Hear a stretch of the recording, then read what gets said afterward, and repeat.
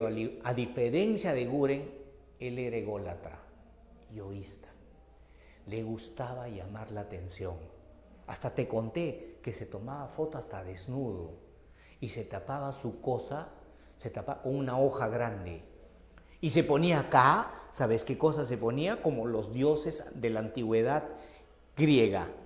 Loco, ¿no? Loco era, raro era Valdelomar, pero era un buen tipo. Un hombre que se enamoró de sí mismo. ¿Sabes cómo se llama eso? Egolatrismo. Un hombre enamorado de sí mismo, pero que hizo algo bonito para el Perú. Chicos, el movimiento Colónida, la revista Colónida, fue la revista que rechazó a la pituquería limeña. Fue una revista que dio acceso a escritores olvidados y provincianos. Valdelomar rechazó las élites e hizo una literatura sencilla, realista, pero nostálgica. Profe, ¿cómo se llamó su movimiento? Criollista. Él pertenece al criollismo. Es el mundo rural. ¿Qué es lo criollo? Lo rural. Pisco, Bahía de Pescadores, barrio de San Andrés. ¿A qué se llama criollismo? A la literatura de provincia, a la literatura provinciana, centrada en pueblitos pequeños, lejos de Lima. En este caso, Pisco. Nostalgia, infancia. Chicos, listo. Hasta acá. Córtame. Pregunta, chicos, pregunten por favor. Estamos en un diálogo, una conversación, ¿no? Pásale tus comentarios, tus dudas a la tutora. Inclusive también dile, profesor, tutora, profesor, se acelera mucho o habla muy despacio. Dígale esto y con confianza, chicos, porque ni la tutora ni yo nos vamos a amargar si tú nos haces llegar tus ideas, tus opiniones.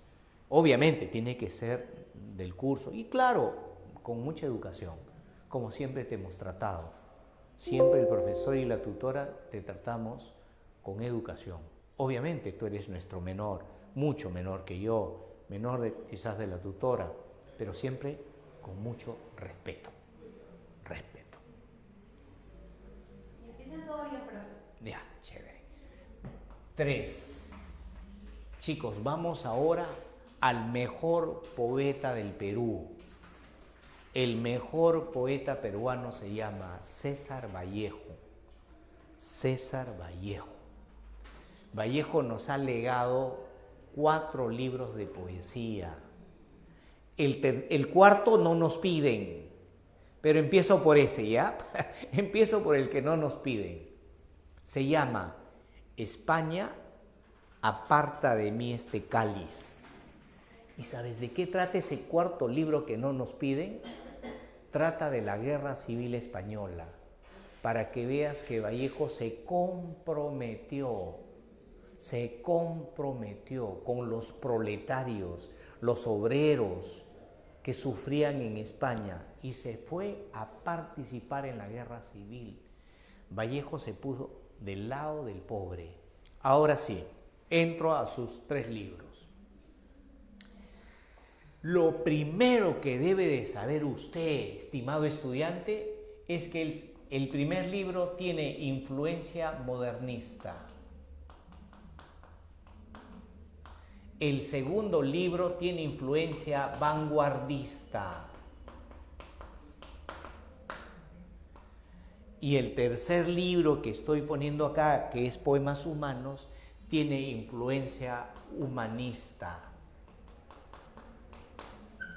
y marxista. Si hay algún término acá, que no lo dominas bien, solo me dices, profe, ¿qué es el marxismo? Profe, ¿qué es el vanguardismo?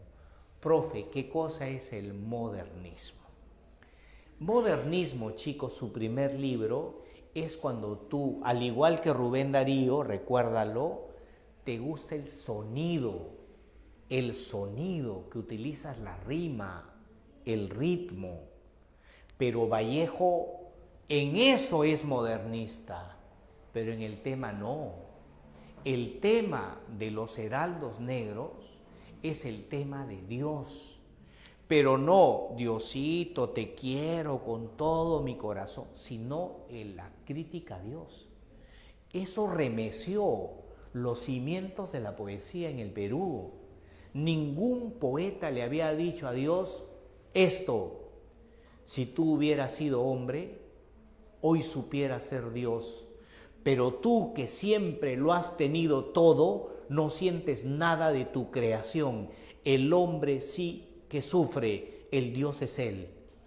Mira lo que está diciendo Vallejo, entiéndeme, alumno, le está diciendo a Dios que tú no sabes gobernar este mundo. Mejor, ¿por qué no permites que nosotros seamos los dioses? Hay un cuestionamiento de lo divino. Entonces acá, Dios, la familia, el mundo rural, lo rural, el dolor. Profesor, ¿cuáles son los temas del libro Los Heraldos Negros? Chicos, el cuestionamiento de Dios, el hogar, la familia. También está el mundo rural cuando dice: ¿dónde estará mi andina Rita de junco y capulí? Ahora que me asfixia Bizancio y no tengo ganas de vivir. ¿Y qué hay? El dolor. Profe, ¿y por qué el dolor? Por dos razones, estimado estudiante: la muerte de su hermano y la muerte de su enamorada. Dos razones que pesaron sobre este libro. El segundo libro le anunciaron la muerte de su mamá. Oh, el libro Trilce, profesor, es la madre, ¿no es cierto? Así es. El dolor de la muerte de tu mamá, pero también la cárcel. ¿Por qué lo metieron preso? La cárcel. Y lo metieron preso a Vallejo injustamente, supuestamente por una agresión que hubo con el alcalde en Trujillo. A él lo acusaron y fue preso injustamente. Y en prisión le anunciaron la muerte de su mamá. Y él nunca deja de recordar su mundo rural. Otra vez está la familia, su familia. Y el tema de la soledad. Mira, madre, cárcel, familia rural, soledad. Y ahí aparece la figura del padre también. Profe, ¿por qué dicen que el libro Trilce es difícil de leer? Acá viene el problema, pues, estimado estudiante. Chicos, acá viene el problema. Y escúchame, ¿ah? Vallejo desemantiza el lenguaje y deslexicaliza el idioma. De repente estoy hablando piedras. Chicos, te voy a decir qué significan más cosas. Desemantiza, ¿sabes qué significa? Que él crea su propia semántica, que él crea sus propias palabras, como por ejemplo el libro Trilce. Chicos, el libro Trilce no está en ningún diccionario del mundo. Él se la inventó y parece que Trilce significara triste celda. Mira, Trilce, triste celda, Trilce.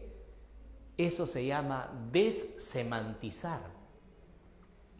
Profe, ¿y qué es deslexicalizar? Romper con el léxico, mezclar mayúsculas y minúsculas, introducir sonidos, utilizar en vez de B larga, B corta, la B chica, como antes se decía, B chica y B larga, la V con la B, mezclarlo, introducir sonidos.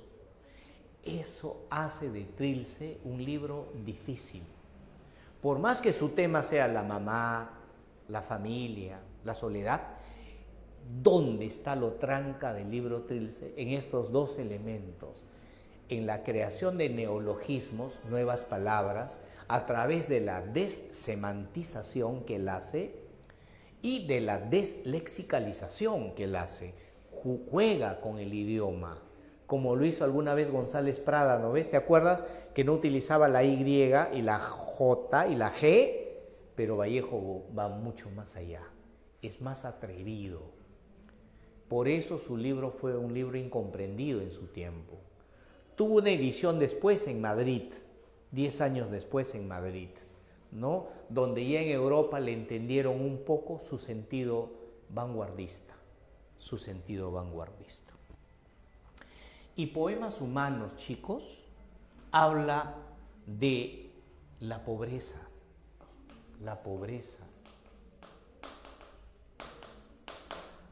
la injusticia. Y sobre todo, esto que todos los días con terror y con angustia veo en la televisión. La muerte que hay en Gaza, los niñitos que mendigan en Gaza, te lo juro, eso lo vivió Vallejo.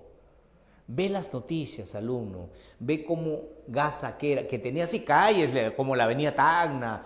Gaza era un pueblo muy avanzado. Míralo ahora, todas las casas destruidas. Te cuento algo que te va a remecer el corazón. Ayer o antes de ayer, creo, vi en la televisión, en las redes, una niñita que no tenía mamá. ¿Sabes qué hizo? Agarró la tiza, en el piso dibujó una mujer grandecita, lo dibujó con sus pies. ¿Y sabes qué hizo la niña? Se sacó sus zapatitos, se metió dentro del dibujo, que es el vientre de la mamá, y se quedó dormida. ¿Cómo compensó el no tener mamá? A través de un dibujo. Tú le tomas la foto y te hace sentir a ti ridículo y miserable, teniendo comida, todo. Yo, por ejemplo, me siento ridículo y miserable teniendo comida, trabajo. Tú teniendo tu casa, estudiando desde casa, y salud. Y esa niñita, mira, solo tiene un dibujito para meterse dentro del vientre de su mamá, mientras alrededor todo está destruido. ¿Me entiendes de qué trata Poemas Humanos? De eso trata Poemas Humanos, de la pobreza y el hambre. Durante la Segunda Guerra Mundial, cuando el fascismo de Mussolini y de Hitler avanzaban por el mundo. Ese es Vallejo. Profe, con razón a Vallejo le llaman el poeta del dolor humano. El poeta del dolor humano.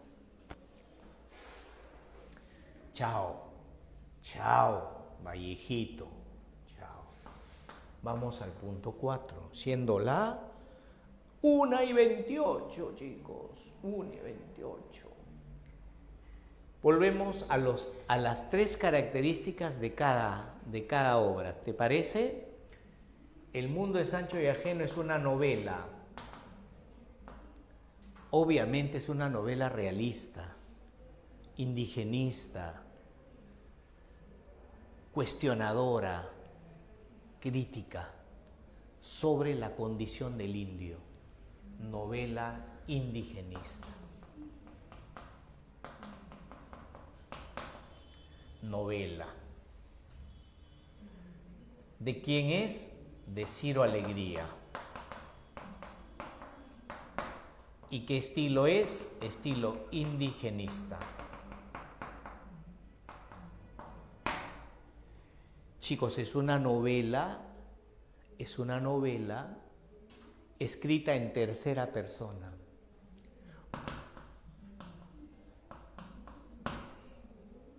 Narrador testigo. Hay 2 niveles de lenguaje. Atención, chicos. En el mundo de Sancho y Ajeno hay 2 niveles de lenguaje. Uno, el nivel del narrador, que es Ciro Alegría. ¿Ya? ¿Sí? Ya. Y el otro narrador, ¿sabes quién es? Cuando él le hace hablar a los campesinos de Yanañahui, cuando le hace hablar a los campesinos de Rumi. ¿Y sabes cómo habla un campesino de Rumi? A mí me han dicho, pues que le han tirado la piedra. Eso dice pues doña Ñasha Shura. Imita. Grábate, facilito. Ciro Alegría, en su novela, imita dos niveles de lenguaje.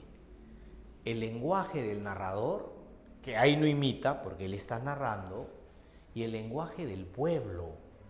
Él trata de utilizar estos dos niveles de lenguaje para tratar de ser lo más realista y objetivo posible. Profesor, ¿quién fue Ciro Alegría? Él fue un político, aprista, recuérdalo, él fue aprista y hijo de hacendado, profesor de César Vallejo, alumno de César Vallejo. César Vallejo fue su profesor y él fue desterrado del Perú por sus ideas en favor del indio, en favor del campesino durante el gobierno de Sánchez Cerro. Sánchez Cerro lo sacó del país. Él también se desterró, ¿no? También de cierta manera él no quiso volver al Perú. Se casó con una cubana, se casó luego con una puertorriqueña y al final se casó también con una costarricense, una americana. 3 matrimonios tuvo. Bueno, vivió 30 años fuera del país, pero nos ha dejado una novela impresionante, El mundo es ancho y ajeno. Manito levantada. ¿Quién fue el Fiero Vázquez en El mundo es ancho y ajeno? El abigeo que era un ladrón, pero que no le robaba al campesino, sino, ¿sabes a quién le robaba? Al rico, al hacendado. Una especie de Robin Hood, me van a decir seguro, sí, era una especie de Robin Hood andino. Si tú me preguntas, la respuesta es fácil, un Robin Hood andino, ¿no es cierto? Que al final lo masacran feo, la Guardia Civil y los soldados lo masacran feo. ¿Por qué? No lo masacran porque era un abigeo, sino porque luchaba en favor de los campesinos. Indigenismo, ¿no? Chicos, me voy a los ríos profundos. También es una novela. Pero acá vas a saber la diferencia. Le pertenece a Arguedas. Uy, acá también vas a saber la diferencia entre Arguedas y Ciro Alegría. Y él tampoco pertenece al indigenismo, al neo.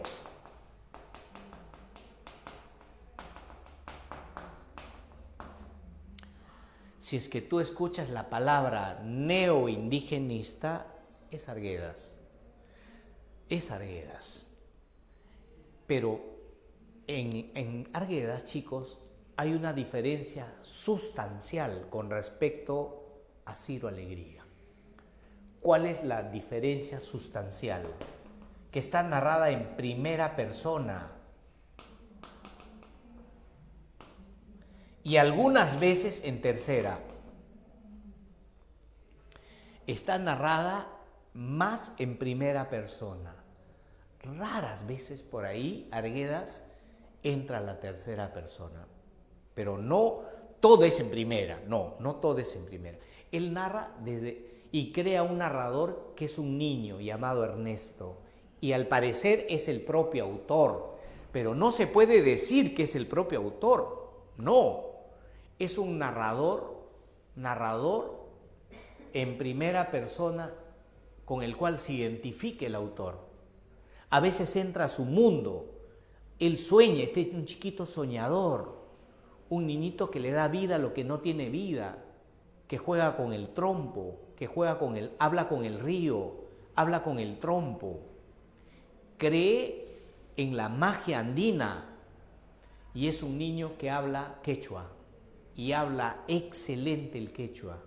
Incluso piensa en quechua, habla en quechua y piensa en quechua.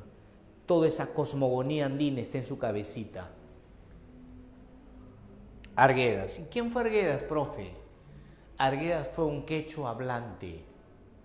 Arguedas fue un estudiante de San Marcos, antropólogo, músico y literato. Arguedas fue un hombre sentimental.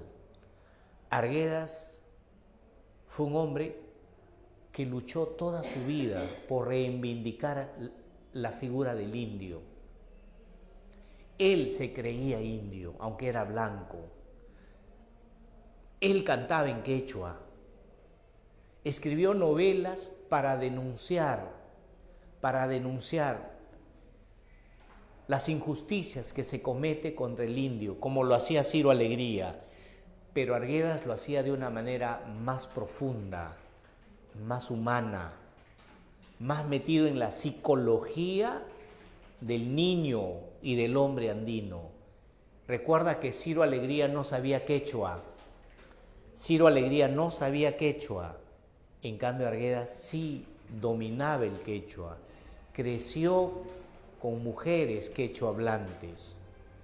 Entonces, eso le hizo sentir a él con más autoridad para hablar del indio. Tú sabes que sufría de una enfermedad que era la depresión y eso lo llevó al suicidio.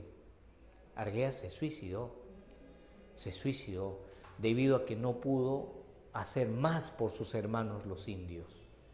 Profe, ¿y por qué es neoindigenismo? Porque el indigenismo muere el año 50 y Arguedas, su obra es del año 1954, justo en la época del 56, justo en la época que Julio Ramón Ribeiro ya estaba publicando Los gallinazos sin pluma, cuando ya se estaban escribiendo obras del urbanismo de Lima. Tarde aparece la obra de Arguedas, por eso se habla de neoindigenismo. La diferencia es radical entre Ciro y Arguedas. Ciro Alegría denuncia, sí, en tercera persona, sin saber el quechua, sin entender mucho la idiosincrasia andina. Arguedas te escribe en primera persona, se mete al mundo andino, a su idiosincrasia, habla en quechua, piensa en quechua y el libro lo escribe en quechua y en castellano. Esa es la diferencia entre ambos escritores. Y dos escritores de la generación del 50, chicos. Uno, Canto Villano, y dos, Los gallinazos sin pluma. Los gallinazos sin pluma es un cuento escrito por Ribeiro y que pertenece a la denominada generación del 50 o la narrativa urbana. Es narrativa urbana, es la narrativa de la urbe urbana, limeña, es la narrativa urbana limeña, pero él se centra en los marginales, en esa gente que no tiene nada, en esa gente que vive criando cerdos, o en esa gente que es negra pero se alucina a ser blanco, o en esa gente que son profesores pero que no tienen trabajo, en esa gente que sale tempranito a trabajar colgado de los micros. Ese es Ribeiro. Ribeiro, en el cuento Los gallinazos sin pluma, utiliza a dos niños explotados, pero que simbolizan a los explotados del sistema. Y su abuelo es un maldito explotador. El abuelo los hace trabajar hasta casi reventarlos. El explotador es el abuelo. Los niños son los explotados y el cerdo es el capitalismo, es el sistema. Y que ambos, explotador y explotado, son partes de un sistema corrupto, de un sistema opresivo. A través de estos niños y a través del abuelo se hace una crítica al capitalismo que condena a la gente pobre a vivir en las zonas marginales de Lima. Profe, ¿se podría decir que Ribeiro es un escritor de la marginalidad? Sí. Blanca Varela se encierra. Blanca Varela, en Canto Villano, son poemas poemas de esta profesora, que era Blanca Varela, profesora de la cantuta. También estudió en San Marcos, aunque su carrera lo terminó en la cantuta. En San Marcos conoció filósofos, conoció a su esposo, un pintor, viajó a México, viajó a París. Uy, su corazón de ella como mujer en París está latiendo con ilusión. Pero ¿qué pasa cuando luego el hombre que tanto quieres te dice, quiero el divorcio? Dime, ¿se va al diablo tu felicidad?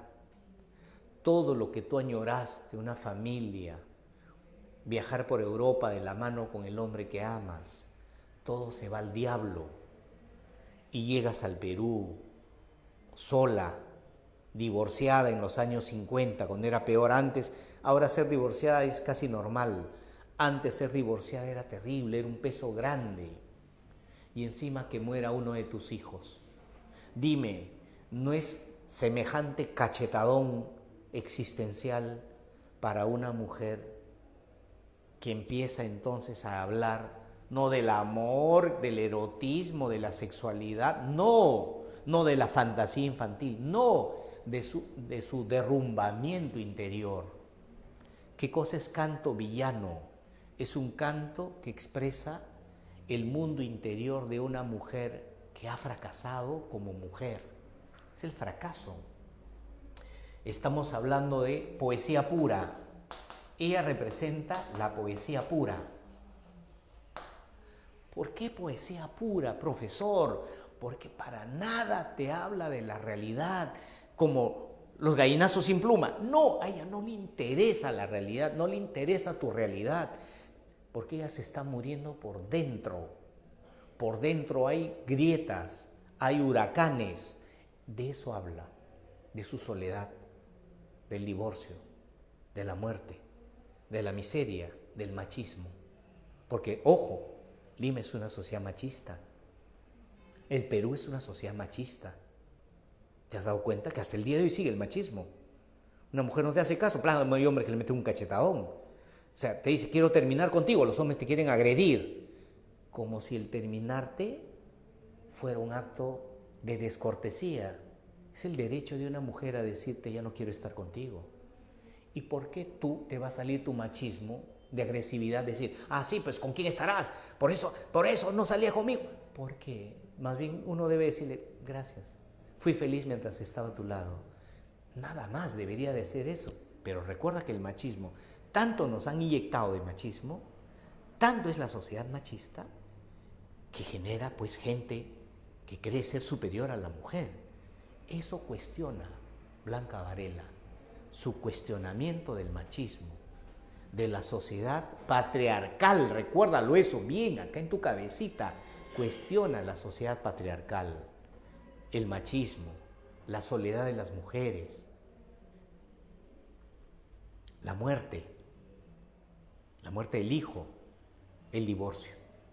Temas de Blanca Varela. Pero recuerda esto, concisa, no te florea, concisa, no utilice epítetos, no, concisa, precisa y metafórica.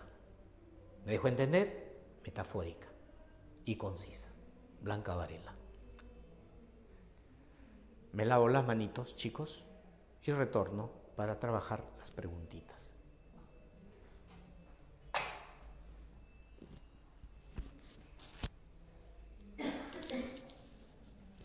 Señorita, no se mueva, por favor.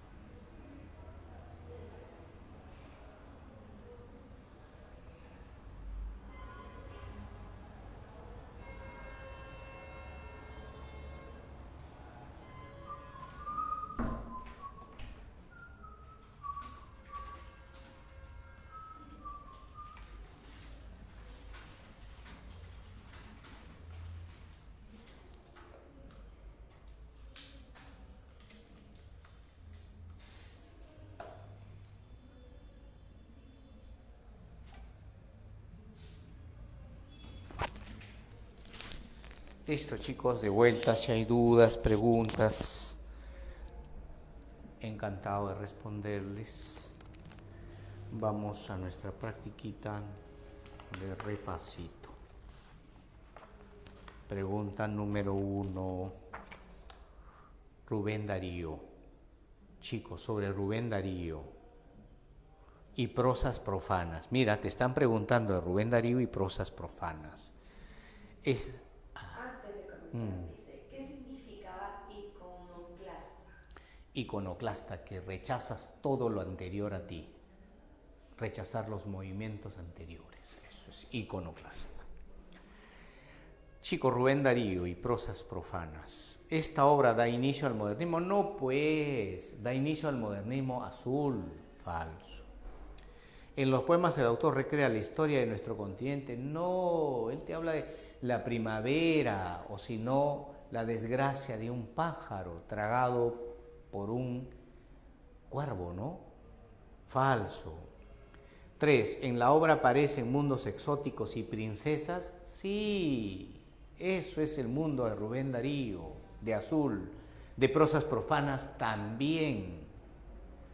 ¿El símbolo del ideal y la perfección estética es un ave, el cóndor? No, es el cisne.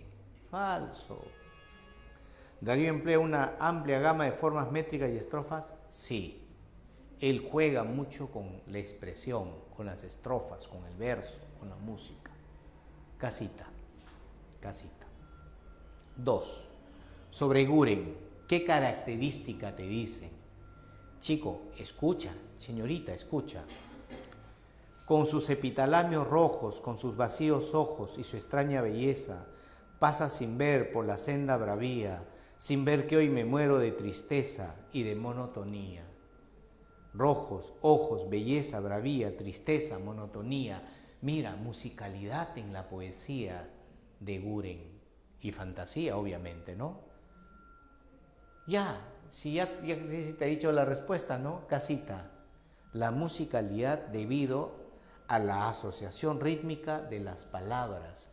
Una de las características de Guren es justamente eso, la musicalidad. No olvides. El fragmento de la obra azul. Chicos, sobre el fragmento de la obra azul. Me imaginaba junto a mi amada en aquel país de la altura, me traerían las garzas muchos versos, desconocidos y soñadores. Las garzas blancas las encontraba más puras y más voluptuosas, con la pureza de la paloma y la voluptuosidad de los cisnes, garridas con sus cuellos reales, parecido a las damas inglesas que junto a los pajarillos rizados se ven en aquel cuadro en el que Shakespeare recita en la corte de Londres. ¿Cuál es la característica, chicos? Te está hablando de la belleza. Y cuando te hablan de la belleza se le llama estético. Belleza, salón de belleza, salón de estética, el esteticismo. Cito. Chicos, sobre el caballero Carmelo. Sobre el caballero Carmelo. 1. ¿La historia se inicia con el retorno al hogar de Roberto? Sí. ¿El ajiseco, gallo petulante, es comparado con un caballero medieval? No, ese es Carmelo. El ajiseco no. Falso. ¿La pelea de gallos se produce durante la Semana Santa? No, es sobre fiestas patrias. Falso, fiestas patrias. El Carmelo muere 2 días después de producir la dura contienda. Verdadero. Besito. 5. El 5 es del sátiro sordo. Recuerda que en todo cuento de Rubén Darío se habla del artista. Chicos, en todo cuento del libro azul se habla de la miseria del artista explotado, humillado. Ya. Os place mi canto, si es así me caeré con vos en la selva. El sátiro dirigió una mirada a sus consejeros. ¿Quién era aquel visitante? Faltaba su opinión, pues bien, ante la selva enorme y sonora, bajo el azul sagrado, el asno movió la cabeza de un lado a otro, grave, terco, silencioso, como el sabio que medita. Entonces con su pie hendido hirió el sátiro el suelo, arrugó la frente con enojo, sin darse cuenta de nada, exclamó señalando a Orfeo la salida de la selva, como diciéndole, vete. Chicos, la 5 es besito. Besito, la condición de incomprensión que experimente el artista. Recuérdalo, besito, besito. Marque la alternativa que completa correctamente el siguiente enunciado. La actitud iconoclasta del poeta vanguardista se expresa mediante, ya lo dije, alguien me preguntó sobre el iconoclasmo. ¿Sobre qué es iconoclasta? Rechazo a todo lo anterior. Dedo. Rechazo a todo lo anterior. Dedito. Vamos a la 7. ¿Cómo se denomina aquella característica de la novela latinoamericana que presenta una visión mágica al combinarlo con lo mítico? Gabriel García Márquez, chicos. Realismo mágico. 7 dedito. 7 dedito. Capten la 8, es de Julio Cortázar. Hay 3 que cuentan la historia. Escucha. Profe, dice que en el PDF sale otra pregunta en la 5. Qué raro. Chicos, a ver. Acá en esto que me has dado, A ver. en la 5. Las lacas de Kioto, oh, sí. ¿Son diferentes? A ver, voy a mirar. Manden captura, chicos, de lo que les aparece, por favor. Sí, es otra lectura. Sí, es otra Sí, lectura. sí, sí. Las lacas de Kioto, con incrustaciones de lacas, ramas y flores monstruosas, de acuerdo al fragmento citado, perteneciente al rey. Sí, es otro, y a mí me han dado otro. Sí, a mí me han dado del sátiro sordo, y acá les han puesto a ellos de El rey burgués, de Rubén Darío. Debe ser por las áreas, profe. Sí. Ajá. Entonces, acá, a ver, les voy a confirmar la respuesta, ¿ya? Déjenme leerlo.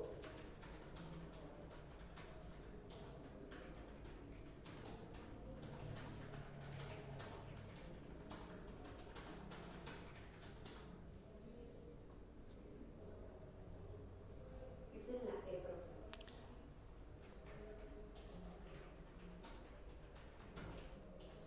Sí, la E.